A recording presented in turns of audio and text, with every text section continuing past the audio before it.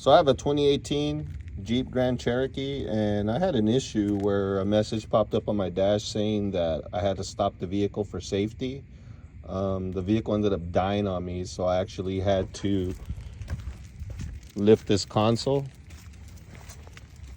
take off this little plastic that's on top of here, pull on this, stick something in there, and pop the vehicle into neutral so I could get to a safe spot. Once I did that, in order to secure this back, you have to also stick something in there, and then it'll fold right back in and you'll be back to where it needs to be. So what I ended up doing is I bought a brand new battery, which mine was kind of low. It was because of this was draining it. And I bought a new accessory battery. In addition to that, I bought this starter relay. So I say that to say this: I ended up spending over $500 in parts when all it was this $100 fuse box, and one of the fuses popped. I think it's when I was trying to jump the vehicle. So this cartridge, it's called the Z fuse, sits inside this little casing. What you do is you loosen this bolt with the 13 millimeter. You might need to spray a little bit of loosener right there if it got stuck. I had to do that with mine. Once you get that off, you take the cables off, but make sure that you disconnect both negative cables right here. This is the battery. It sits under the passenger seat.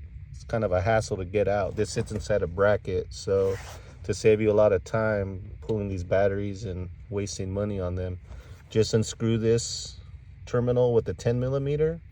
Make sure it doesn't hit any metal. Just kind of tuck it back there. And then this is a 13 millimeter bolt. You take that negative cable off as well, just so like that you're not creating any kind of short when you're installing that fuse panel.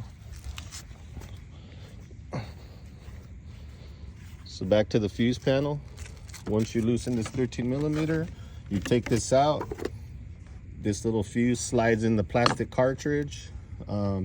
Make sure you take a picture before you unscrew these bolts, just so like that you put the wires in the right spot. Once you secure that, you stick it back into the plastic casing. You pop it back on here. You put both of these wires right here back on there. You screw the bolt back nice and tight.